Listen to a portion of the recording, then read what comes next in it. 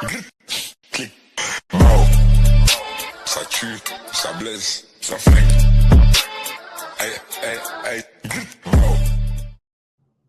Welcome back to the BME podcast, the best sports podcast in New Jersey. It's your boy Tone on, and I have a special guest with me tonight.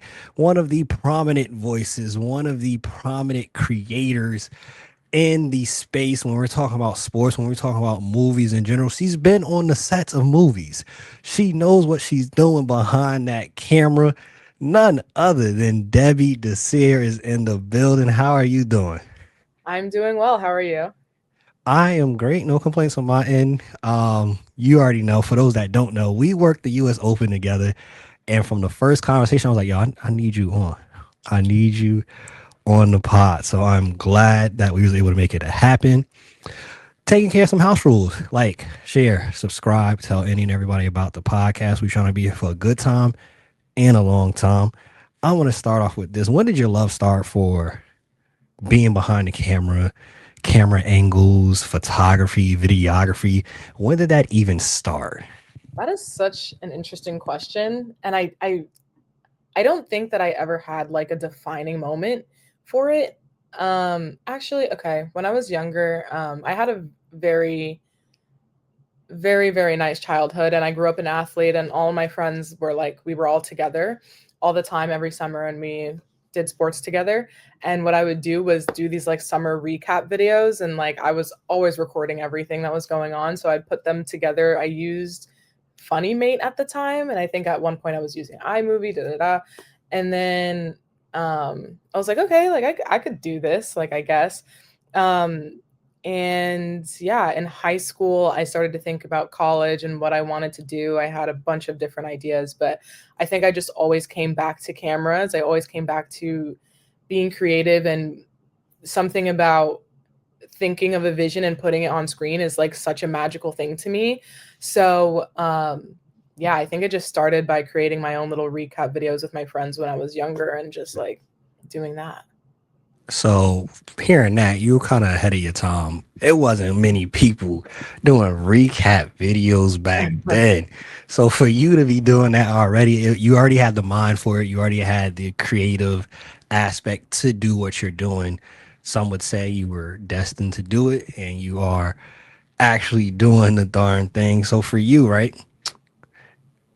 What was your first big break, quote unquote, moment in sports for you in regards of the media aspect and being behind that camera? I think, heavy on big break because I'm still learning. Like I'm literally a college student. But I would say a defining moment for me, like one of my first ones, was probably, I would say, last summer. Got the opportunity to key grip on an up and coming Amazon Prime TV show. And I got that opportunity through backstage.com. I would highly recommend it if you're trying to get into like film and TV. And I didn't know that it was going to be on Amazon. Trailers out, by the way. But it's called Mob Mentality. And it was a very like sporadic opportunity. I submitted an application to actually to be a production assistant, and the director called me probably 2 nights before we were supposed to leave and was like, we need a key grip. Like, kind of milked it. And I was like, I've done this, that, and the third. I've never gripped before. But I was like, I spent the next like 48 hours before I left looking up YouTube videos. Like, what do I do? How do I work a C-stand? Like, how do I do, the Godox lights and the ballasts and the this, the that, the third, whatever. And I really did my research. I got in touch with a DP, and I was like, what specific lights are you going to have on set? Like, how do I study so I know this, like what's going on? And that really served me. And I learned a lot on that set. It was like a 4-day, we shot like the trailer and some episode 1 stuff through Long Island, New York City, and New Jersey in those 4 days. And they pushed me hard, and I barely got any sleep, like probably 6 hours of sleep in those whole 4 days, but it was worth it. Like I would do it all again for sure. That sounds like you said, that's a lot of hard work.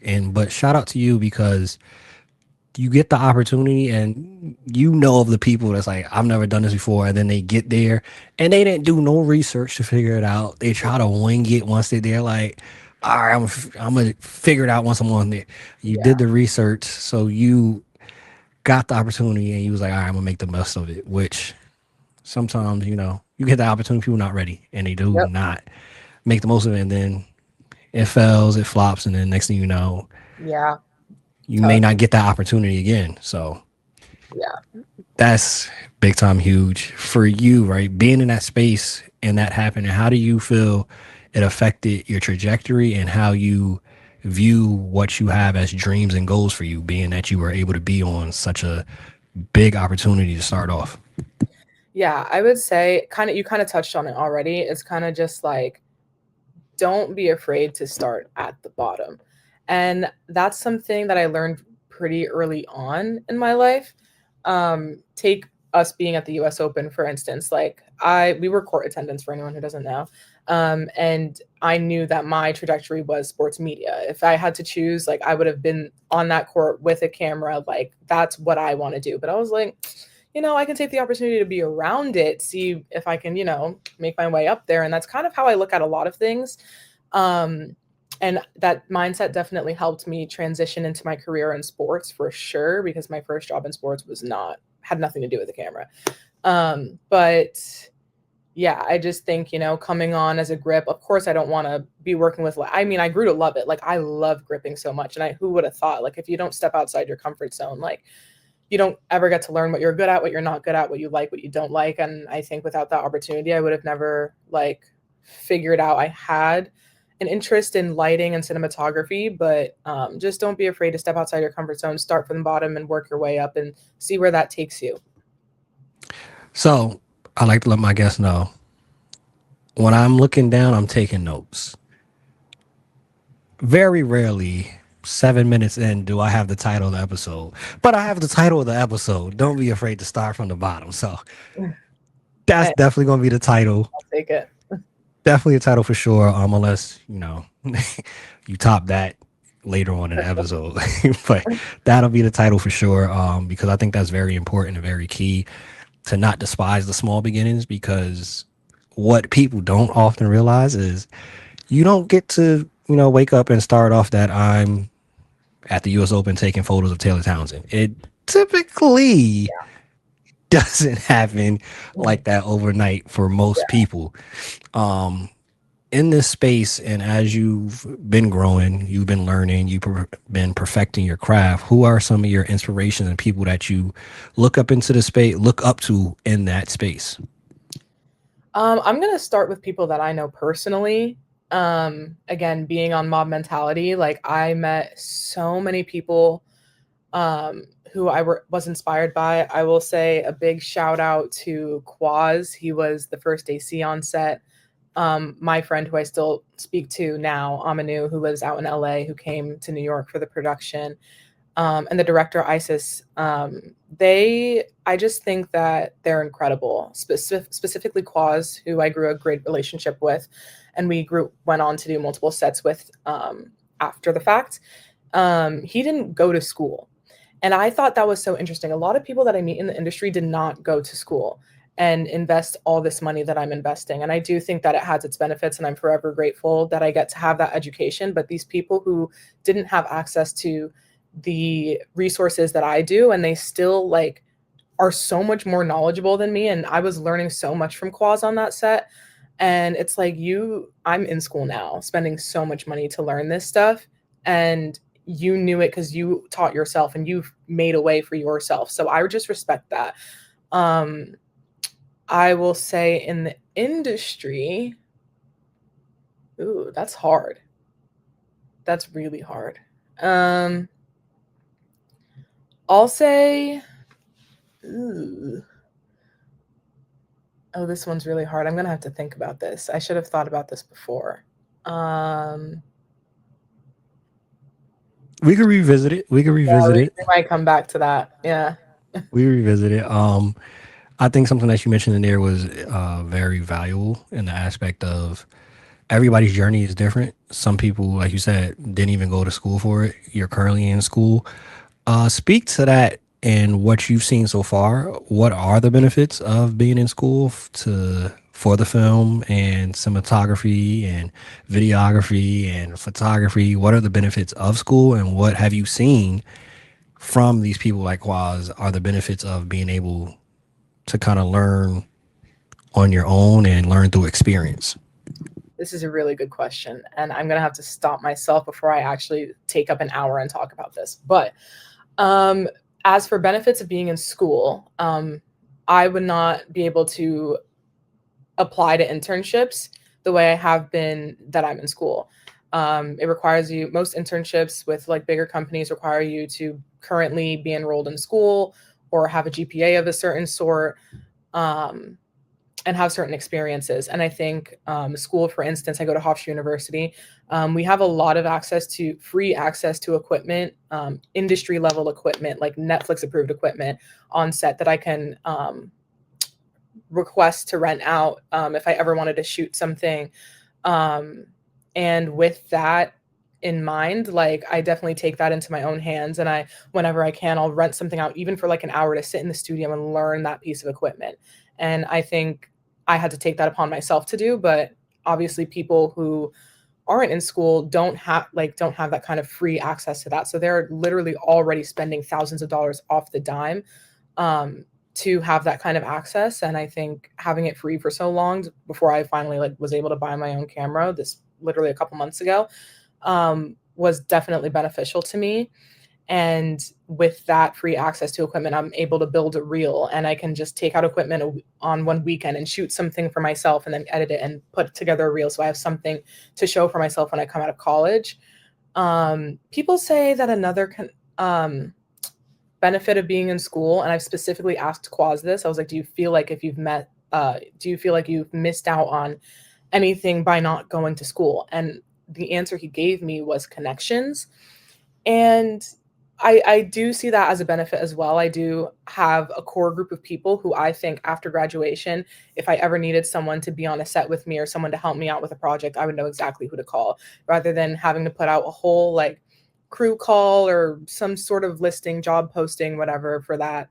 So I do think connections is another benefit. And then things that I've learned from people who haven't gone to school or just being on sets with people who didn't go to school. It's just the technical stuff, and not even just technical, the basic stuff. Like, unfortunately, I'm a senior, and I do know a lot of seniors who don't know like what an AD does, what a producer does, what this, that, and the third does. And I think the curriculum sometimes like over like doesn't acknowledge that maybe people don't know that.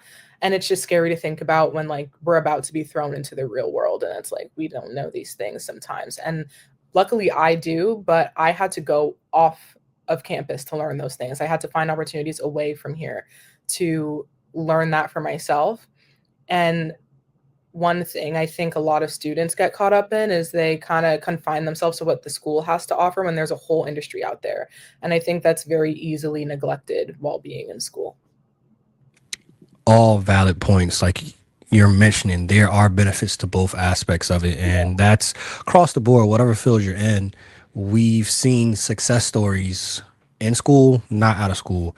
I think you have to choose what's best for you, obviously, and be flexible. And like you saying, getting the experience from both sides of it, some way, somehow. So if you're in school, making sure you broaden your horizons, do the internships, try to go to other places to get this knowledge that sometimes, obviously, which is the human aspect of it, schools aren't going to teach you every single thing you need to know before you get into that job situation. So you, for example, are the perfect example that somebody's watching is like you're prepared for whatever's thrown at you. You got the educational side, you got the experience, you got the technical side.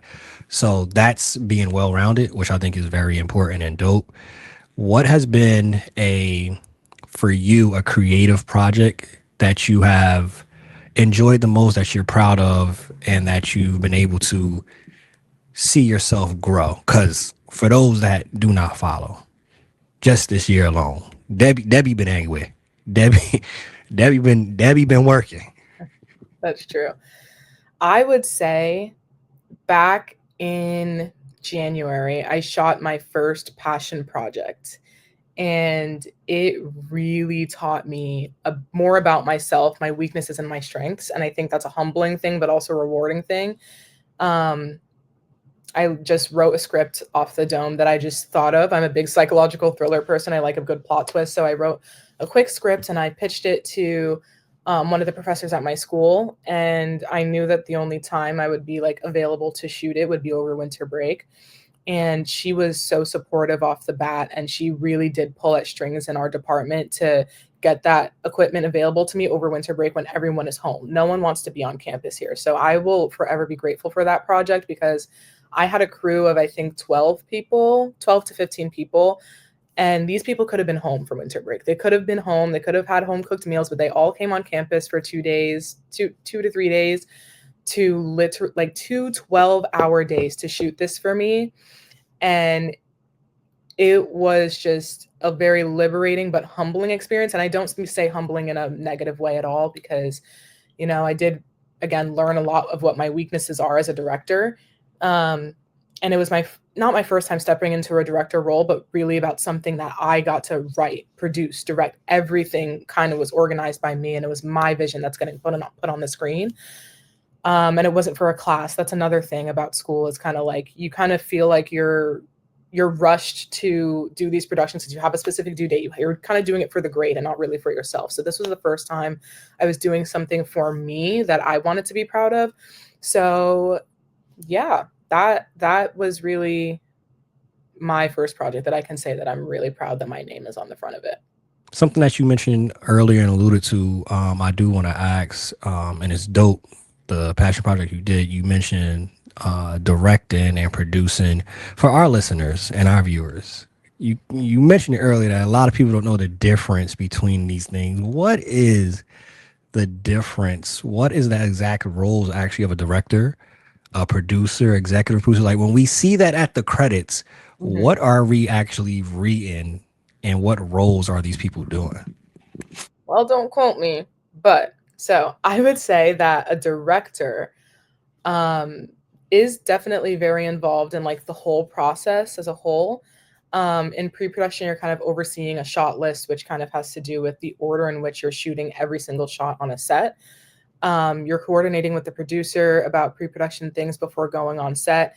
And one thing I think is really important, I feel like the main thing a director is supposed to do is work closely with the actors. It's all about the director's vision, the direction they want to take the characters in, like the tone that they want to set for the film. What's the message of the film?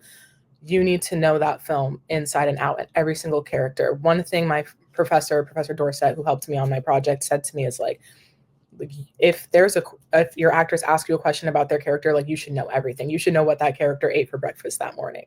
And I'm telling you, it is so true. Like you need to know your characters inside and out. And I think with that, you need to know your actors inside and out. So during the casting process, you're very heavily a part of that. And then on set, you really are just devoted to the actors. And between transitions, when the camera is being moved and the lighting situation is being changed, like you are with that actor, working with them to make sure they know what's coming for the shot, what's coming for the scene, what their tone needs to be, what their mood needs to be, what their intentions are, what their motives are. Everything needs to be laid out for that actor. I think producing, again, is very much on all aspects, pre-production, production, and post-production. And they kind of oversee the business aspect, in my opinion, of film and how that's going to go out, when it's going to go out. Budgeting is a big part of a producer's role that also fits in with executive producing. Just budgeting, timing, making sure everything is happening when it's supposed to happen and how it's supposed to happen. Trying to think of other different roles. Director of photography is literally like, I don't want to say camera operator, but essentially a camera operator. You're directing the cinematography of what each shot is going to look like. And the DP has their own team of graphers, key grips, like everyone that has to kind of do with lighting and bringing the tone and the emotion into different shots and so on and so on. But yeah. Yeah, that's definitely a team of people that's needed to accomplish a TV show, a movie, which is why all those names are mentioned, which is why at these award shows they have awards just for the lighting aspect, best picture. Like, they all play a part in it. And I think it's dope that they highlight those parts, because sometimes the script may be booty, the actors may suck, but I did my job on this lighting. This lighting was elite. I Yeah. need my credit. So I think that's dope. For you, how has your experience been as a woman and a black woman specifically in the space? Have you faced any challenges? How have you gotten through those challenges? Um, I will say being a woman on set is very interesting experience. Um, I've had some very interesting, not the best experiences on set before, especially because I feel like the industry is a male-dominated industry. And on a lot of these sets, there's a lot of male characters who are like older than you. And I think, especially, maybe like 2 years ago, I was used to being the youngest person on set, so I'd kind of like take a back seat and not really speak up for myself because I was like, what, 20 on like these huge productions that were going on. So it's tough. You kind of, I don't want to say you got to pick your battles, but I just think it doesn't matter, what sex you are, how old you are, whatever it is, like you kind of got to voice like things for yourself. And yeah, I think you have to kind of, no one's going to speak up for you. So you've got to do it for yourself and put yourself out there in the good times and the bad times and make sure that you're heard. I don't think anyone has a lesser value than anyone else on a set. Again, it literally takes a village to get things out. So I think everyone on a team is equal, and you kind of got to vouch for yourself because no one's going to do it for you. I think that's kind of what I learned from those negative experiences. But yeah. Yeah, I think that's very vital and important. And like you said, negative and positively, being able to stand up and speak for yourself, because even on the positive side, you might be overlooked because you are introverted maybe and you don't want to say stuff, and you might get overlooked of opportunity. So on both sides, that's important. For somebody that is putting their content out on social media, outside of your passion project and things like that, specifically for school, Yeah. when you are in these spaces, when you're at this sporting event and you're deciding to, even a sneaker event that you were at recently, and you're deciding to actually share your content with your followers, with the world, how does social media metrics impact your mindset on what you have created? That's a good question. I feel like, and I'm gonna go into TikTok specifically for this one. I think it's easy on TikTok to kind of gauge what does well and what doesn't. I think when I first started TikTok, I was kind of more like doing funny stuff with my friends, and then I posted like one video about, day in the life of me as an intern at SNY, da da da, and that did pretty well. And I was like, okay, let's do, a Long Island Nets one because I was a game night staff there for, yeah, it was last season. And then that one did really well. I was like, okay, let's navigate my page a little bit, see kind of whatever. And then I hit 1,000 followers pretty quickly. I think using the metrics and the analytics and seeing the data and seeing what does well and what doesn't, and also keeping up with trends, because my explore page is very like dedicated to the things that I post. So my algorithm is kind of accustomed to the things that I would post as well. And you kind of want to hop on trends quick because when they die, it's kind of like, what are we doing? But yeah, I would say I find ways to incorporate that into what I'm shooting. So I'll probably go into an event or a game or whatever with a shot list in mind, which I think is really helpful. And I have my own like saved folder on TikTok of like things that I like. And that's like, if I like it, if I put it out, these are probably things that other people would like. So, for instance, I've really been into mixtapes recently, specifically basketball ones. And I'll kind of hit up my connections, people, pro pro players that I know and be like, hey, if you have a training session, let me know. I'll come bring my camera and I'll shoot you a mixtape and I'll try out new editing styles. And I'll kind of be like, okay, let's get a shot of the court. Let's get a dunk shot. And then I can slow it down in post-production, and I can do this with it and I can do that with it and try different angles. And I think I go into events and to practices and games kind of knowing what I want out of it and having an end product. But yeah, I'd say it definitely impacts the way I shoot and what I shoot. So for you with that, so a couple things on that, because you said a lot of good points. For those that's watching, would you say that one of the key factors of being successful at whatever event you're doing is to have the work before of knowing, hey, I'm going into this event and I know what I'm gonna edit afterwards. I know what shots I need, what music I'm gonna have. Would you say that's a key to being successful at your position? I wouldn't say it's key, but it's definitely helpful. Like, I know people who maybe don't. Do I? Let me think. A lot of people that I know do that, and they are very successful. I wouldn't say it's key. I'm sure that you can be successful without doing that. So no, I wouldn't say it's key. I would say it's very helpful, especially I consider myself still a beginner, especially when it comes to editing. Like, that is not my realm. I make that very known. Again, I think I'm, self-aware to know what my strengths and weaknesses are, and editing is not a strength of mine. I'm not good at it. I know. So I think it's helpful specifically for me. But I feel like it can be helpful to anyone, but I don't think it's key. Some people kind of just have that, and I don't. So Definitely figuring out what works for you. I've watched other podcasters and I've watched other creators mention that is helpful for them, especially in the aspect of the process of how quick it gets done. If I already know what I need to get going into it, I know what music I'm trying to use, I know what type of editing style I want to do, it just makes the process quicker. But like you said, hey, there's some people that are successful that they just got it like that.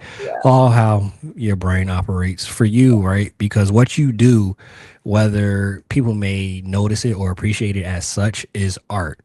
How do you define success with your art? How do I define success with my art? That's a hard question. You're coming with it today. I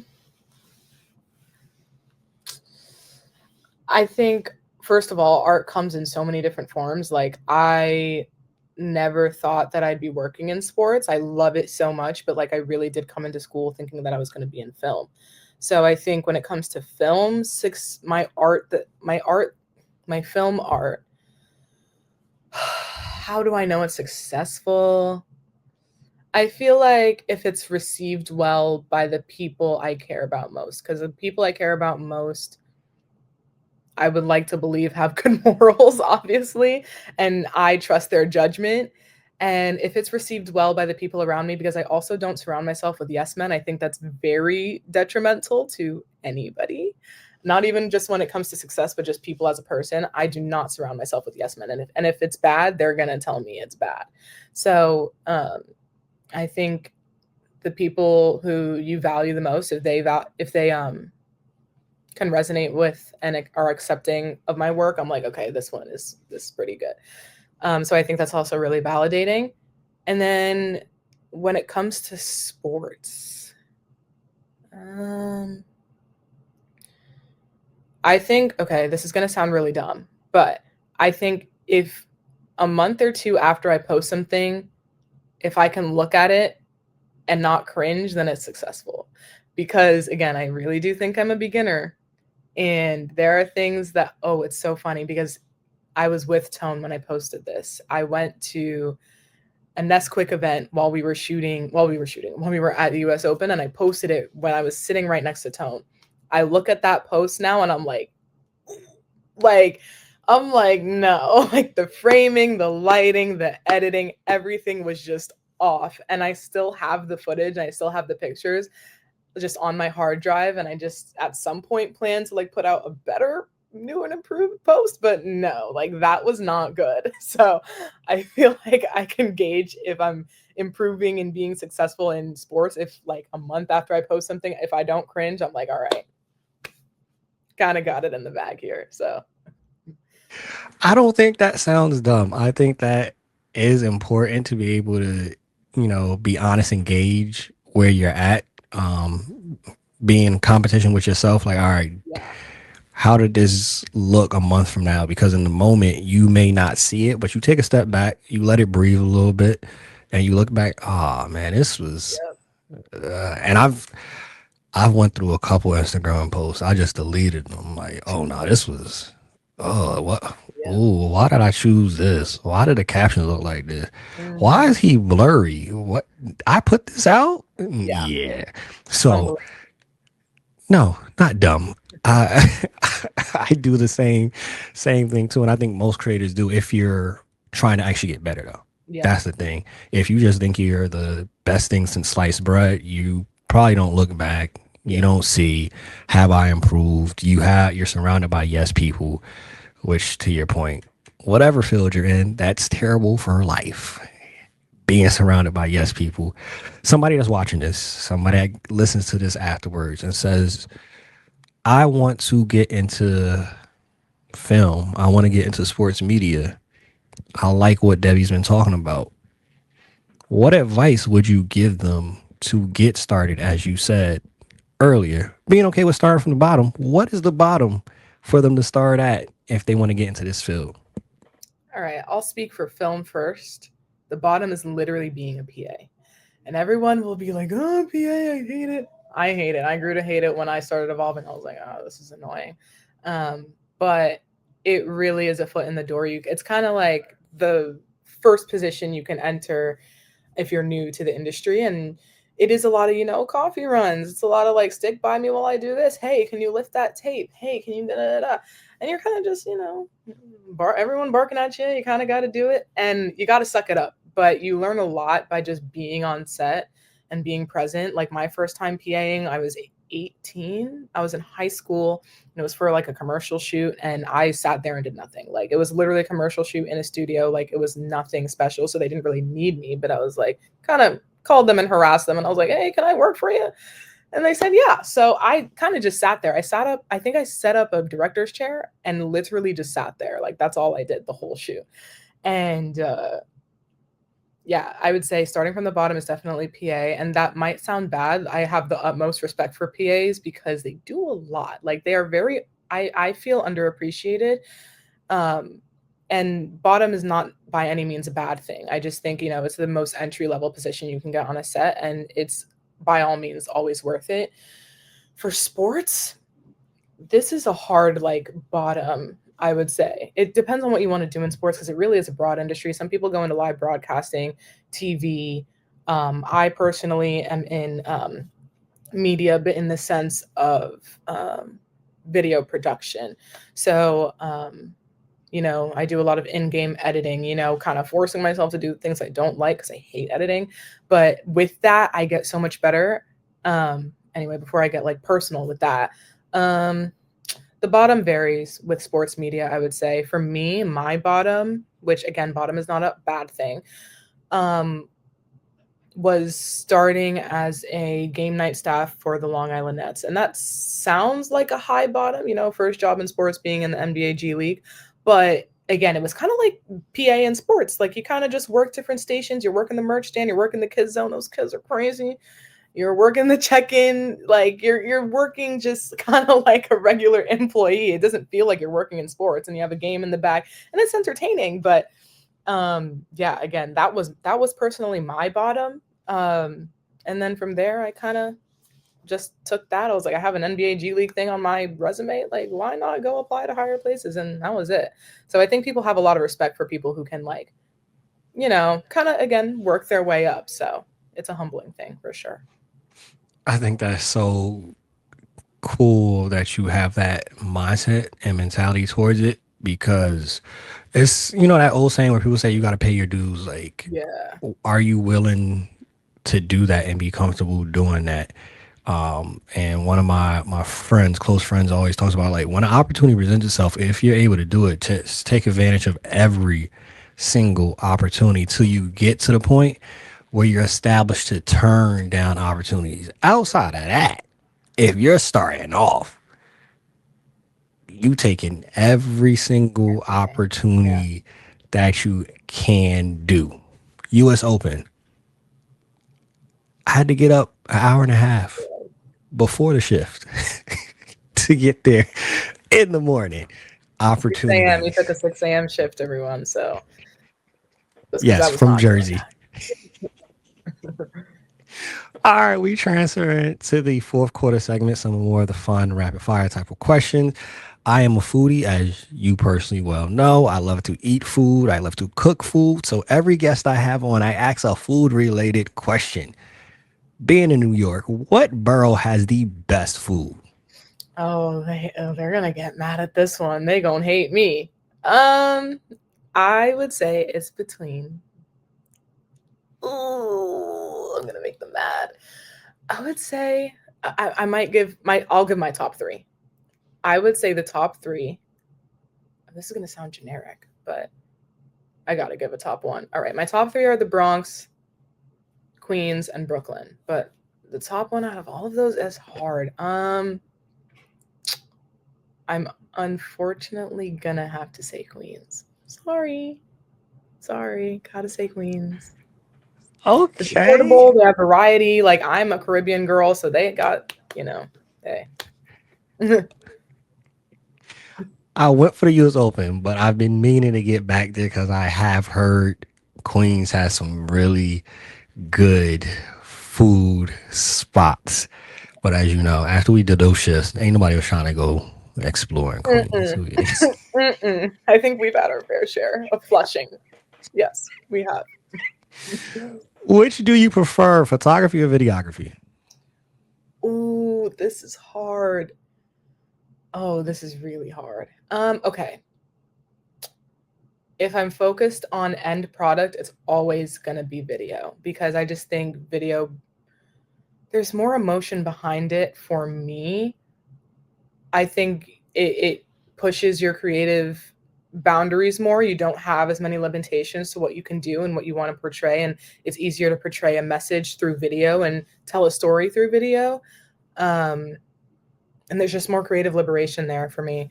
But if I'm thinking about the process, unfortunately, it's gonna be photo because again, I've said this a million times, and I'll say it till I'm blue in the face. I hate editing so much. And when it comes to photo, editing is quick. Just couple lighting presets, and maybe do some special effects in Photoshop. A lens flare, motion blur, whatever you want to do, radial, whatever. That's some quick, 1, 2, 1, 2, 3. But if I just want to get it done, it's going to be video. It's going to be photo because, you just and get it out to the media. So, yeah. Yeah, definitely a smoother process. Yeah. For sure. So we talked about it a little bit earlier about some of your inspirations on the professional side. You were able to give me some that you know personally. So revisiting that, but not specifically that, let's switch it up. Who are your favorite directors? Oh, this is a good one. I will start with Jordan Peele. I love his mind. I think he thinks in absurd, crazy ways, and he kind of makes you just think. Like, I like a movie or a production that, like, if I'm like paralyzed after and I need to think about life, I'm like, yeah, you got me. Like, yeah. So, Get Out and Us had me just sitting there. I was like, what happened? Like, I don't know. So I would say Jordan Peele, um, Christopher Nolan. I gotta say him. I'm sorry. Um, Generic answer, but I'll say it. I do like the Safdie brothers, Josh and Ben Safdie. They are, I think, A24, and they're amazing. And I actually got to, see Ben Safdie in person at a Knicks game, so that was like a very starstruck moment. Um, and then I don't want to get this wrong. I think I'm going to get it wrong, but the director of The Eternal Sunshine of the Spotless Mind, that might be Christopher Nolan, but I don't think it is. That film is insane. And whoever directed Whiplash, which I might have said that person already as well. I need to get better at studying my directors, so I'll leave it there before I embarrass myself. That's a solid list right there. Couple more before we end off. Again, we thank you for taking time out of your schedule to hop on the BME podcast. If you had to pick a theme song that would exemplify your career so far, what would that song be? I said it like a million times, but started from the bottom, Drake. Sorry. Like, it's true, though. It really is true. Like, I would not be anything, anywhere, anybody without the opportunity, like, to PA that stupid, like, commercial shoot I was on when I was 18. Like, if I didn't humble myself enough to be like, hey, let's go, game night staff at Long Island Nets. And then through that, I met the head of marketing. And then I was like, hey, I want to be a camera person. And she gave me a credential every now and then. But I was free for a game and I came in and I did this, that, and the third. And it's like, kind of started from the bottom. Now we're here. Sorry. No apology needed on that one. That's a great perspective. And like you said, you were humble enough to do it. Being that we've discussed when we was at the US Open, if you could share the most recent, whether it's in the last year, this year, your most recent favorite movies that you've seen. Oh, okay. I saw him recently. I loved that movie. I'm a big adrenaline junkie, and when I tell you, like, I had two friends on either side, and I was like literally on the edge of my seat, like gripping their arms. I was like, "What is going on?" Maybe I'm just dramatic or just easily impressed because they were like lightweight, no reaction, but I was over here like, "You saw that?" But I was like, I was bugging out. So that was a really, really good one for me. I'm trying to think of any other recent. Oh, this might sound really childish, but I saw Mufasa. I saw Mufasa was it last year or like beginning of this year or something? I think it was like in January or something. But I saw that with two of my really, really close friends, and they had to drag me out to see it because I was like, what do I look like going into this movie? But it was actually kind of fire. It was very nostalgic. It was good. I definitely need to go into the theaters more. I'll say that. But yeah, I'll say that my comfort movie and one of my favorite movies of all time is, besides Whiplash, is La La Land. So I'll leave it at that. Nice. If you had to choose though, in regards of the streaming platforms, which, as you mentioned, A24, which I know whether they drop it on A24 is on Apple, wherever they drop in A24 is typically some heat behind it. You want to watch a movie. Where are you typically going to watch a movie? What are the best streaming platforms you feel out there? Huh.